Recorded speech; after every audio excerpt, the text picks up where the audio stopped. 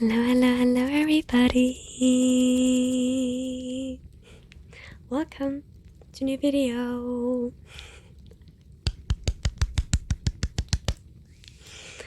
So tonight I'm in my comfiest attire that's also kind of fitting for what we are about to read, because I'm going to read you a nice bedtime story from Alice in Wonderland. This book is one of my most precious possessions for me. It is a copy from 1907, so this book is really old. It has some beautiful illustrations. I might show you some of them. And yeah, without further ado, let's start reading. Let's sit back, get comfortable. Honestly, get as cozy as possible because I love these stories and I hope you do too, and I hope it will be a nice bedtime story for you. So, I'm gonna start with the first chapter, Down the Rabbit Hole. I hope you like page turning as well because I love it. I love page turning. So, chapter 1. Down the rabbit hole. Alice was beginning to get very tired of sitting by her sister on the bank and of having nothing to do. Once or twice she had peeped into the book her sister was reading, but it had no pictures or conversations in it. And what is the use of a book, thought Alice, without pictures or conversations? So she was considering in her own mind, as well as she could, for the hot day made her feel very sleepy and stupid, whether the pleasure of making a daisy chain would be worth the trouble of getting up and picking the daisies, when suddenly a white rabbit with pink eyes ran close by her. There was nothing so very remarkable in that, nor did Alice think so very much of it, the way to hear the rabbit say to itself, oh dear, I shall be too late." When she thought it over afterwards, it occurred to her that she ought to have wondered at this, but at the time it all seemed quite normal. But when the rabbit actually took a watch out of its waistcoat pocket and looked at it, and then hurried on, Alice stared to her feet, for it flashed across her mind that she had never seen a rabbit with either a waistcoat pocket or a watch to take out of it. And burning with curiosity, she ran across the field after it, and was just in time to see it pop down a large rabbit hole under the hedge. In another moment, down went Alice after it, never once considering how in the world she was able to get out again. The rabbit hole went straight on like a tunnel for some way, and then dipped suddenly down, so suddenly that Alice had not a moment to think about stopping herself before she found herself falling down what seems to be a very deep well. Either the well was very deep, or she fell very slowly, for she had plenty of time as she went down to look about her and to wonder what was going to happen next. First she tried to look down and make out what she was coming to, but it was too dark to see anything. Then she looked at the sides of the well and noticed that they were filled with cupboards and bookshelves. Here and there she saw maps and pictures hung upon pegs. She took down a jar from one of the shelves as she passed. It was labeled Orange Marmalade. But to her great disappointment, it was empty. She did not like to drop the jar of fear of killing somebody underneath, so she managed to put it into one of the cupboards as she fell past it. Well, thought Alice to herself, after such a fall as this, I shall think nothing of tumbling down the stairs. How brave they'll all think of me at home. Why, I wouldn't say anything about it, even if I fell off the top of the house, which was very likely true. Down down, down. Would the fall never come to an end? I wonder how many miles I've fallen by this time, she said aloud. I must be getting somewhere near the center of the earth. Let me see. That would be 4,000 miles down, I think. For you see, Alice had learned several things of this sort in her lessons in the schoolroom, and though this was not a very good opportunity of showing off her knowledge, as there was no one to listen to her, so it was good practice to say it over. Yes, that's about the right distance. But then I wonder what latitude and longitude I've got to. Alice had no idea what latitude or longitude either, but thought they were nice grand words to say. Presently she began again. I wonder if I shall fall right through the earth. How funny it will seem to count among the people that will walk with their heads downwards. The antipathies, I think. She was rather glad there was no one listening this time, as it didn't sound at all that right. But I shall have to ask them what the name of the country is, you know. Please, ma'am, is this New Zealand or Australia? And she tried to curtsy as she spoke. Fancy curtsying as you're falling through the air. Do you think you could manage that? And what an ignorant little girl she'll think of me. No, I'll never do to ask. Perhaps I shall see it's written up somewhere. Down, down, down. There was nothing else to do, so Alice soon began talking again. Dina will miss me very much tonight, I should think. Dina was the cat. I hope they remember her saucer of milk at tea time. Dina, my dear, I wish you were down here with me. There are no mice in the air, I'm afraid, but you might catch a bat, and that's very like a mouse, you know. But do cats eat bats, I wonder? And here Alice began to get rather sleepy and went on saying to herself in a dreamy sort of way, do cats eat bats? Do cats eat bats? And sometimes, do bats eat cats?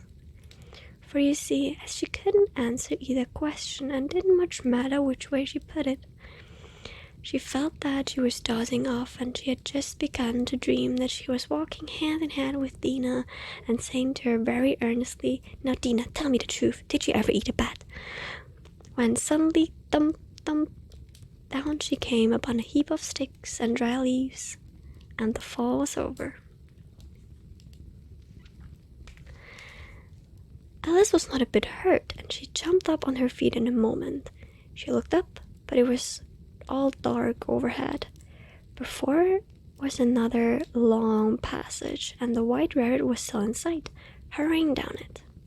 And there was not a moment to be lost. Away went Alice like the wind, and she was just in time to hear it say as it turned around the corner, Oh, my ears and whiskers, how late it's getting. She was close behind him when she turned the corner, but the rabbit was no longer to be seen. She found herself in a long, low hall, which was lit up by a row of lamps hanging from the roof. There were doors all around the hall, but they were all locked. And when Alice had been all the way down on one side and up the other, trying every door, she walked sadly down the middle, wondering how she was ever going to get out again. Suddenly, she came upon a little three-legged table, all made out of solid glass. There was nothing on it but a tiny golden key, and Alice's first idea was that this might belong to one of the doors on the hall. But alas, either the locks were too large or the key was too small, but at any rate it wouldn't open any of them.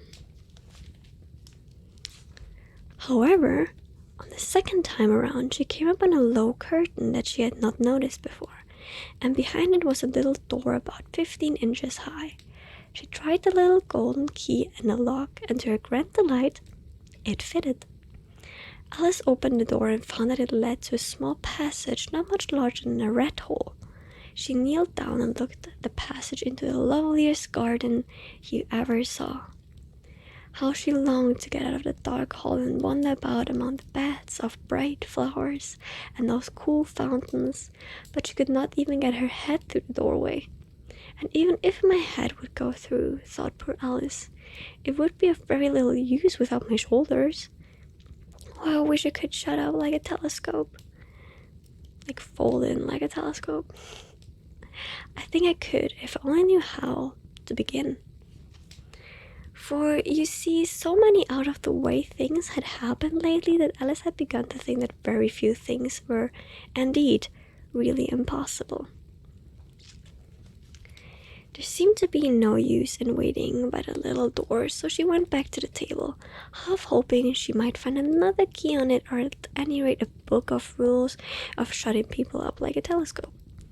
This time she found a little bottle on it, which certainly was not there before, said Alice, and tied around the neck of the bottle was a paper label with the words, "Drink me," beautifully printed in large letters. It is all very well to say "drink me," but the wise little Alice was not going to do that in a hurry.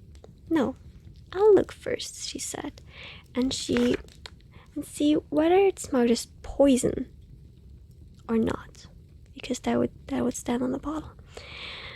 For she had read several nice little stories about children who got burned and eaten up by wild beasts and other unpleasant things, all because they would not remember the simple rule their friends had taught them, such as that a red-hot poker will burn if you hold it too long, and that if you cut your finger very deeply with a knife, it usually bleeds. Smart people. And she had never forgotten that if you drink much from a bottle marked poison, it's almost certain to disagree with you sooner or later. So many life lessons. However, this little bottle was not marked poison, so Alice ventured to taste it and finding it very nice. It had in fact a sort of mixed flavor of cherry tart custard, pineapple, roast turkey, toffee, and hot buttered toast. She very soon finished it off. Some sparkling happening. "What a curious feeling," said Alice. "I must be shutting up like a telescope." And so it was indeed. She was now only 10 inches high, and her face brightened up at the thought that she was now the right size for going through the little door into that lovely garden. First, however, she waited for a few minutes to see if she was going to shrink any further. She felt a little nervous about it, for it might end, said Alice to herself. It might going out altogether like a candle. I wonder what I should be like then. And she tried to fancy what the flame of a candle looks like after the candle is blown out, for she could not remember ever having seen such a thing. After a while, finding that nothing more happened, she decided on going into the garden at once. But for poor Alice, when she got to the door, she found she had forgotten that little golden key. And when she went back to the table for it, she found she could not possibly reach it.